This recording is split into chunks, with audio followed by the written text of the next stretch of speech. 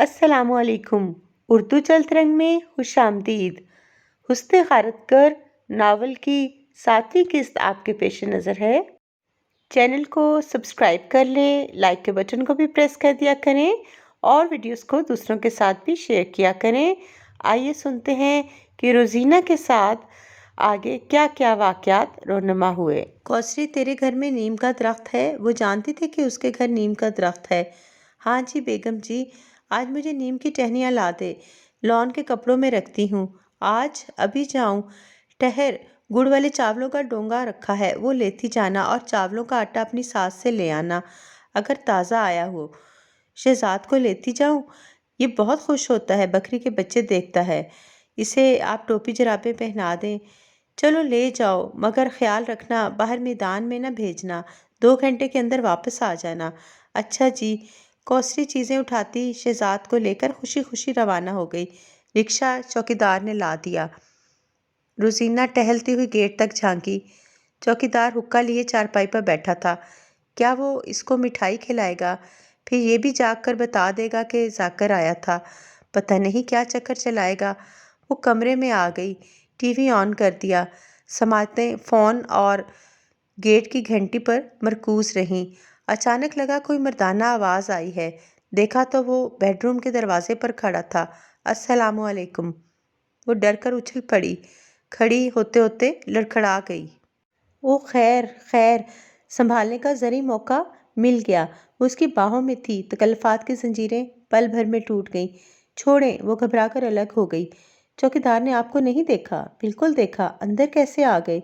मैं बताता हूँ।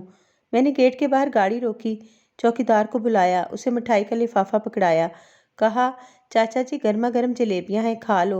उसे बताया कि चौधरी साहब की तरफ जा रहा हूँ। मुझे पक्का यकीन था वो जलेबियां अभी खाएगा। मैं लिफाफा देकर बाजार चला गया। 10 मिनट बाद झांका, ना उसे खुले गेट की परवाह, ना दुनिया की सुध-बुध। वो टांगे लटकाए खराटे ले रहा था। घंटे 2 घंटे से पहले तो नहीं जागता। और अगर इतना बेवकूफ़ नहीं हूँ, उसे कुछ नहीं होगा। अब सारे खदशात मिटाकर मेरे सामने बैठो मेरी जान। उसे शाने से पकड़कर सामने बिठा दिया। ओ शहजादी, तू इतनी खूबसूरत है, इतनी खूबसूरत है। कोई मोनालिसा रेखा, श्री देवी तेरा मुकाबला नहीं कर सकती। ऐसी लच्छेदार बातें, मुबालगा आराइयाँ, इंतहा की तारीफ़ें, तन्हाई। इसके बाद जो होना था वही हुआ। दरवाज़ा अंदर से बंद कर दिया गया। वो मुसलसल बेजोड़, बेचारी, बदकिस्मत, मज़लूम सुनती और बनती चली गई। वो उठते हुए बोला, जब जब मौका मिला हम मिला करेंगे। मौका खुद निकालना पड़ता है, बस डरना नहीं है। अगली बार माँ के घर जाने का कहकर निकल आना, मैं ले जाऊँगा महफूज जगह। वो सबक सिखाकर उसकी दुनिया बदलकर रुखसत हुआ। मगरब तक चौधरी घर आ गया। आपने कितनी देर लगा दी, मैं बोर हो गई थी। इंसान के कितने रूप होते हैं।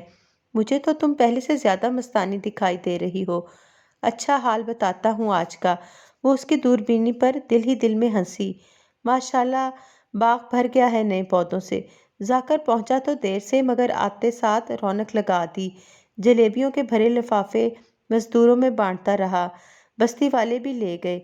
दुआ कराई उसने, अल्लाह करेगा सारे बूटे लग जाएंगे। अब भला चौकीदार कहता भी रहे कि जलेबियां खाते ही नींद क्यों आ गई, उसकी इस बात पर किसने यकीन करना था। वाकई वो ईवल जीनियस था। ज्यों ज्यों वक्त गुजरा, चौधरी अपनी पहली बीवी और बड़ी औलाद की तरफ ज्यादा जाने लगा, क्योंकि ज़मीनों को लंबे अरसे तक नज़रअंदाज करने का नतीजा ये निकलने लगा था कि उसका भाई अमीर दिन ज्यादा मुफाद उठाने लगा। मिज़ारे उसको भी मुख्तार कुल समझने लगे। वो उनके हर दुख सुख में हाजिर होता था, उनकी फरियाद पर पहुंच जाता था। इसके अलावा इसके जवान बेटे इसे अपने चोंचलों में लगा रहने वाला बाप जानकर नाला होने लगे, और वो इस उम्र में अपने मजबूत आसरे ख़त्म नहीं कर सकता था। उसने अपनी मजबूरियां रोजीना को पास बिठाकर समझाई। रोजीना ने उसके हाथ पर हाथ रखकर बड़ी मोहब्बत से जवाब दिया, चौधरी जी आप बिल्कुल ठीक कह रहे हैं। मैं इतनी नादान नहीं कि ज़िंदगी के हकाइक न समझ सकूं।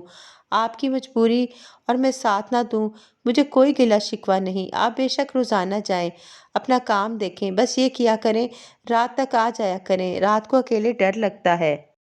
हयादार शरीफ लड़कियां ऐसी ही होती हैं। मैं कोशिश करूंगा रात नहीं रहूं। اگر کوئی زیادہ ضرورت ہوئی تو ادھر چوکیدار کے پاس اپنا کوئی بھانجا بھتیجا یا اعتباری بندہ بھیج دوں گا۔ تمہارا خیال رہتا ہے مجھے۔ اگرچہ روزینہ اور ذاکر کو ملاقات کے زیادہ موقع ملنے لگے، پھر بھی وہ چوکیدار اور کوسری کی جانب سے ہوشیار رہتے تھے۔ کئی بار تو روزینہ تھوڑی دیر کے لیے اماں کے ہاں جانے کا بہانہ کر کے نکل گئی۔ چوکیدار حیران ہوتا، تھوڑی دیر کے لیے جاتی ہے تو بچے اور کوسری کو کیوں نہیں لے جاتی؟ وہ دونوں یہی سوچتے کہ غریب ماں کی مدد کے بہانے اکیلی جاتی ہے۔ یار، ہوٹلوں میں چھاپے کا ڈر ہوتا ہے، ایسے کب تک چلے گا؟ تو کیا ہو سکتا ہے؟ تجھے نہیں پتا ان کے خفیہ کیمرے لگے ہوتے ہیں۔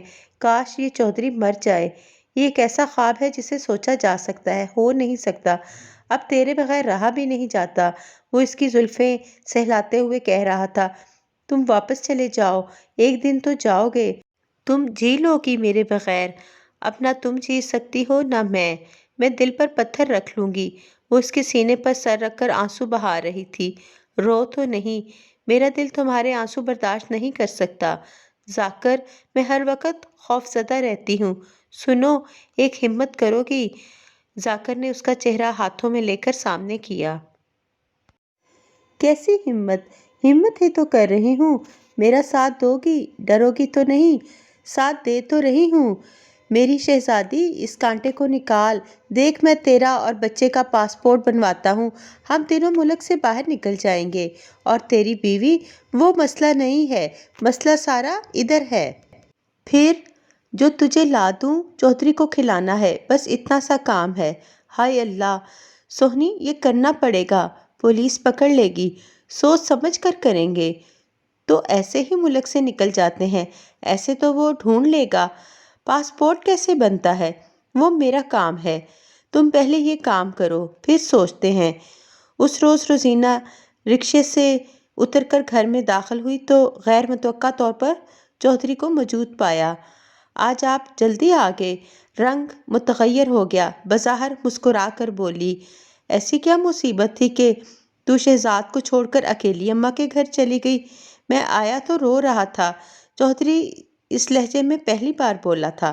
اماں نے فون کروایا تھا، اماں کی طبیعت خراب تھی، میں نے سوچا ڈاکٹر کے پاس لے جاؤں گی تو شہزاد تنگ ہوگا، برموقع جھوٹ گھڑ لیا گیا۔ بابا کہہ رہا تھا جاتی رہتی ہو اکثر، یہ کیا طریقہ ہے؟ اکیلی دھکے کھاتی رہتی ہو؟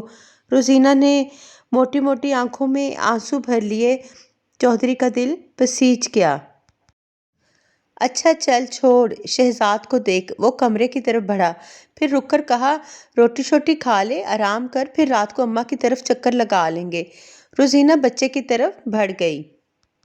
رات کو روزینہ نے سر میں شدید درد بتایا اور بقول اس کے وہ گولی لے کر سونا چاہتی ہے۔ اماں کی طرف پھر کسی دن جائیں گے۔ اس نے اشارتاً فون پر ذاکر کو کچھ دن کے لیے روک دیا۔ ذاکر نے رابطہ نہ کیا۔ 10 دن گزر گئے۔ اس پر بے قراری اور وحشت طاری ہونے لگی۔ وہ ہر وقت کھوئی کھوئی سی رہتی، پہلے کی طرح بننے سنورنے کی پرواہ نہ کرتی، پہلے جیسی نہیں رہی تھی۔ ٹی وی کی طرف بھی اس کی توجہ کم ہو گئی تھی۔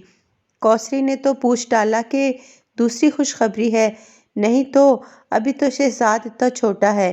وہ لیٹے لیٹے بولی، اچھا آپ کی طبیعت گری گری رہتی ہے، میں نے سوچا شہزاد کا بھائی آئے گا۔ کوسری نے دانت نکالے۔ 11ویں دن ذاکر کا فون آیا مگر چودھری نے سنا۔ فون رکھ کر اس نے تعجب کا اظہار کیا، اس دفعہ لمبا ہی رک گیا ہے، میں تو سمجھا تھا چلا گیا ہوگا۔ کیا پتہ ادھر کاروبار شفٹ کر رہا ہو، روزینہ نے شہزاد کا ڈائپر بدلتے ہوئے کہا۔ اس کا کام کاج سب کچھ باہر ہے، یہ کاہے کو ادھر رہے گا؟ چوکیدار بتا رہا تھا کہ کوئی 15 دن پہلے آیا تھا، تم نے بتایا نہیں۔ مجھے کیا پتا، باہر سے چلا گیا ہوگا۔ شہزاد اب 2 سال کا ہو گیا تھا۔ روزینہ اسے چھوڑ کر نکلتی تو روتا اور پیچھے بھاگتا تھا۔ اگرچہ پختہ عمر کوسری اسے پیدائش سے سنبھال رہی تھی، دوسری طرف اب کوسری کے بارے میں سننے کو آ رہا تھا کہ وہ کہیں نکاح کرنے والی ہے۔ وہ 38 سالہ بیوہ تھی، اس لیے اس کی دلچسپی شہزاد میں کم ہونے لگی۔ ایک دن ایسا ہوا کہ ذاکر نے فون کر کے حکم دیا کہ وہ 2 گھنٹے تک گاڑی لے کر آ رہا ہے۔ گاڑی دور روک کر کسی پی سی او سے فون کرے گا، اسے باہر آ جانا ہے۔ پاسپورٹ آفس میں اس کے دستخط اور فوٹو کی ضرورت ہے۔ شناختی کارڈ ساتھ لائے اور ماں کے گھر کے بہانے سے نکل آئے۔ روزینہ پہلے بھی ذاکر کو بتا چکی تھی کہ ماں کے بہانے سے نکلنا اب ناممکن ہے۔ کوسٹی صاف کہہ دیتی ہے کہ وہ بچہ لے کر ساتھ چلے گی کیونکہ بچہ اسے تنگ کرتا تھا۔ روزینہ نے یہ حل نکالا کہ وہ بچے کو ساتھ لے کر اماں کی طرف جائے گی۔ کوسٹی کے ذمے کام لگا دیے۔ اگلی قسط میں جانیے کہ روزینہ اور ذاکر کا عشق کہاں تک پہنچا۔